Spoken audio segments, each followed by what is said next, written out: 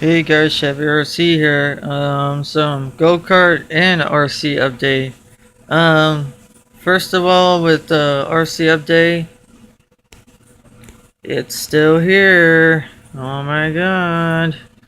Um, I actually had a chance to sell it at my local hobby shop. They actually do this thing where they will actually sell the car for you, and you can keep the money, which is pretty cool. Well, of course, you're going to keep the money. They don't force you to buy there, which is pretty cool.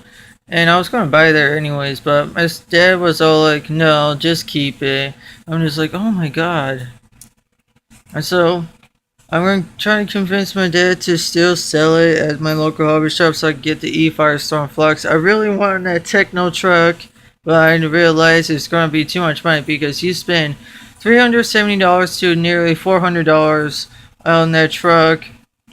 Then you buy $250 worth of brushless equipment, a $50 servo, $50 to $60 servo, a $50 radio, and well, with a receiver. Then you have to buy tires and wheels. Then you have to buy a body and paint the body. It's gonna be 250, 50.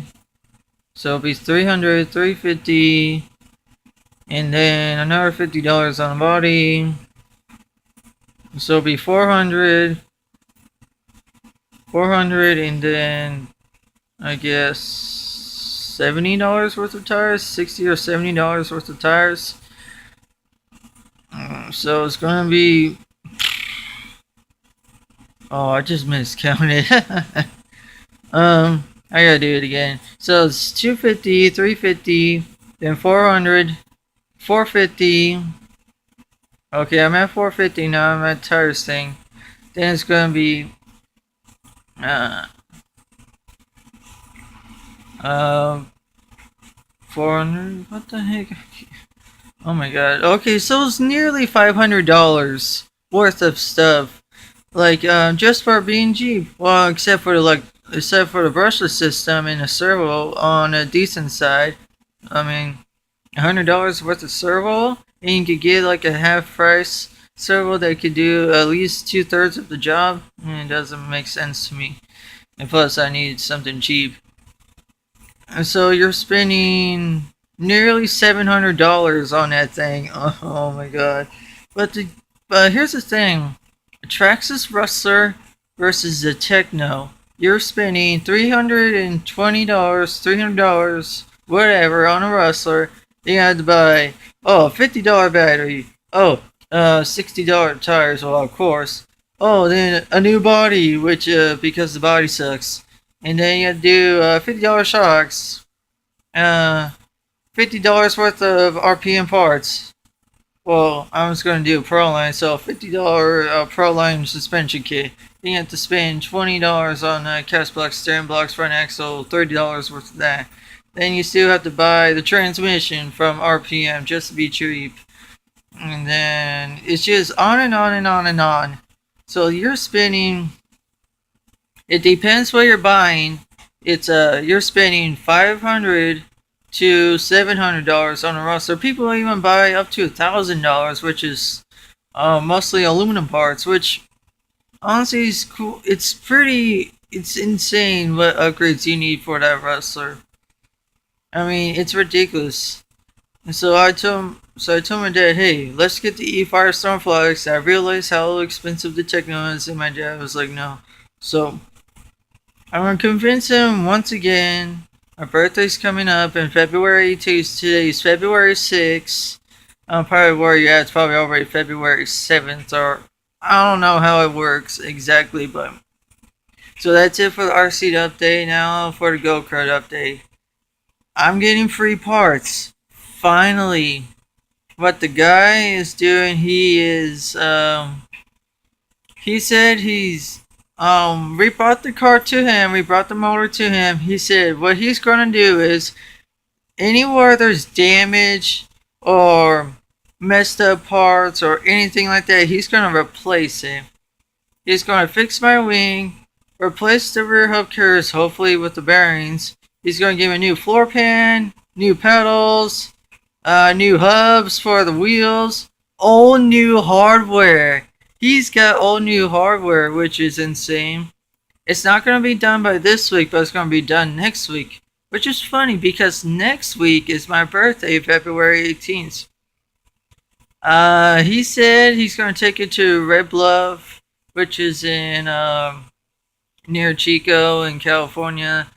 Um, it's Red Bluff Raceway or Red Bluff Speedway. I only been there like twice. Only in the 250 class, but now in the 500. But it's gonna be new for me. The chassis I might have to keep. I think my dad keeps saying it's fine, and other people say my chassis is fine.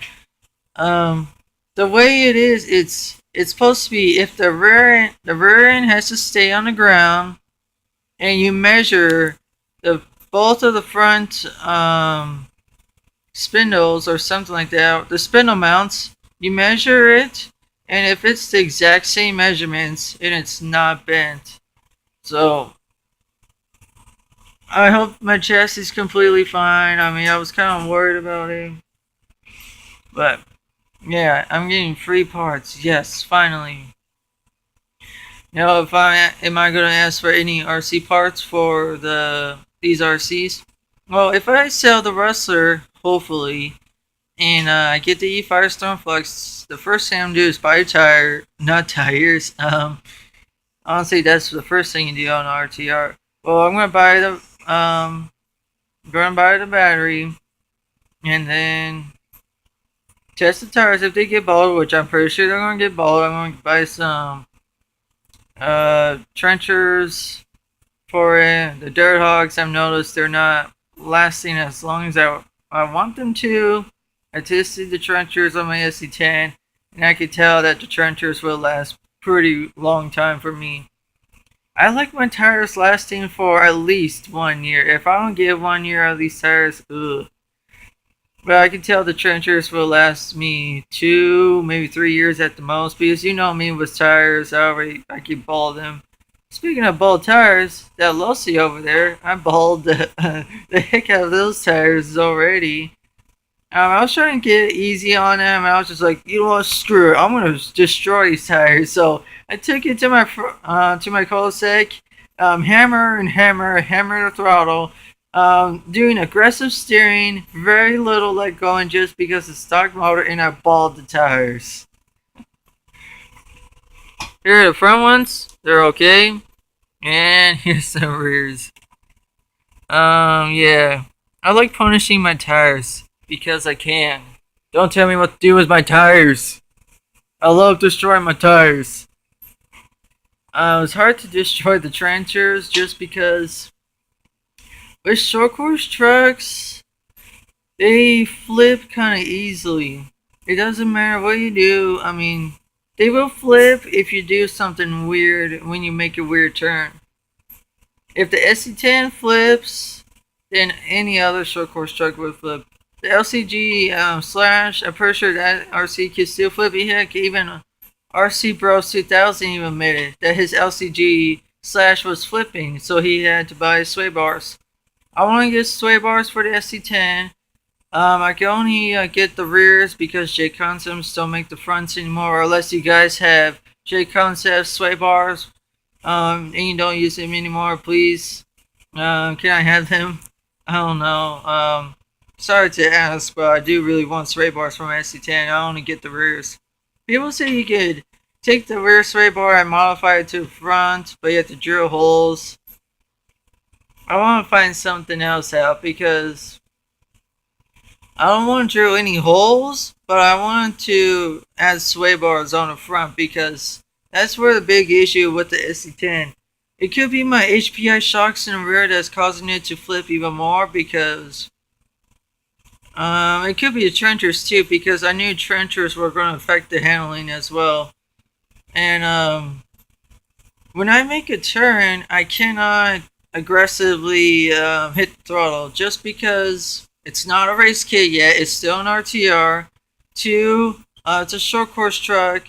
3 because of the tires, 4 because of sway bars, and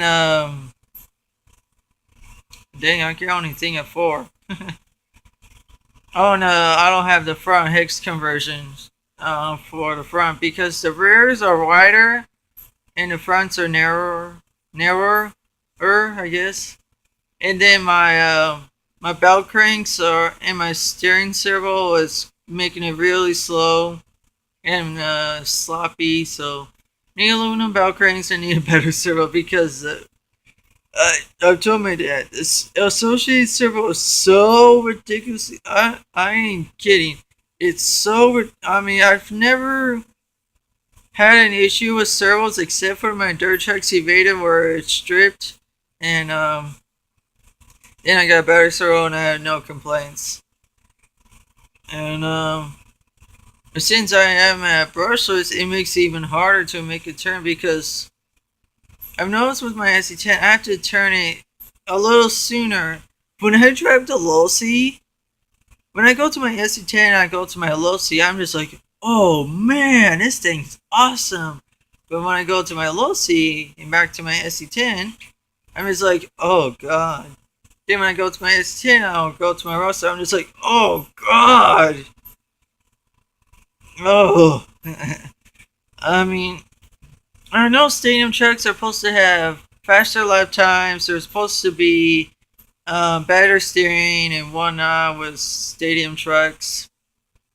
But as you think about it, you're comparing a short course truck that is longer and narrower compared to a stadium truck that is shorter and wider.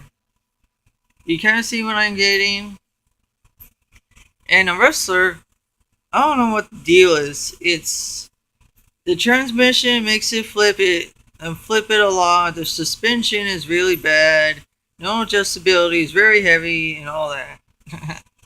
Oh, the SC10 is actually not too bad, but it won in 2014 Roar Nationals. I mean, yeah, I still need upgrades like titanium parts, like the hinge pins, ball studs, and screws. I need the aluminum bulkhead, hinge pin, rear hub carriers, and steering belt cranks. And why the heck not? Put a carbon fiber battery strip just to make it lighter. I want to find shocks for this SC10. The HPI shocks, I will keep it for bashing purposes, I guess. But I don't want associated shocks. The version 2, version 2 big bore shocks on the SC10 just because I heard so many bad reviews about it leaking. People say it takes a couple of weeks, then you have to refill them and rebuild them. People say it takes 1 month at the most. I don't want to deal with that. It seems like, and people were saying, you spend more on Associated car than you do with other brands on the long runs. And when you compare it to Kyosho, the only shocks I can think of is for racing shocks, the Proline Prospect shocks, Kyosho shocks, which I cannot find actual size that would match the Team Associated shocks. I'm thinking Losi shocks, but at the same time the size and the with the Kyosho and the Losi shocks, they don't have the full kit where you can build them. You have to buy the parts separately, which I don't know what the deal with that is. But yeah, guys, please comment, rate, subscribe, whatever. If you guys are interested in a wrestler, $270 in shipping. That's my bottom line right there. $270 for shipment. But if you can,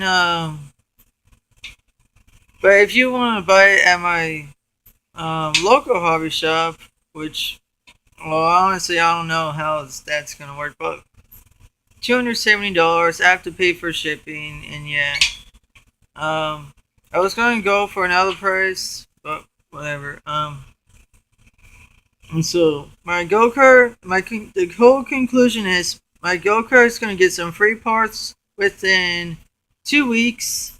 My birthday's coming up in 2 weeks. I might be asking upgrades.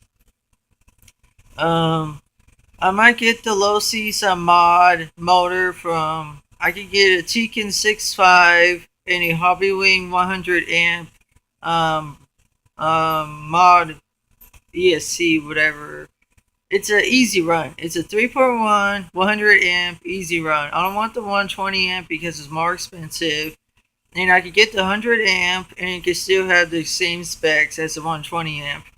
Maybe the 120 amp has more smoother, but I don't care. As long as I could get a 6.5 motor and a good ESC that can handle that 6.5 motor, I'll be happy. The radio, I don't care. 2 channel radio, that's all I need. Um, Upgrades for the low C. I want a 3 gear transmission. I want that chassis because 2 reasons. One, I could have more adjustments for my battery position, being lighter, and and yeah, and also I don't want to scratch my battery anymore. I mean, it's a new battery and it's already been scratched. Come on, but that's a Chevy RC piece.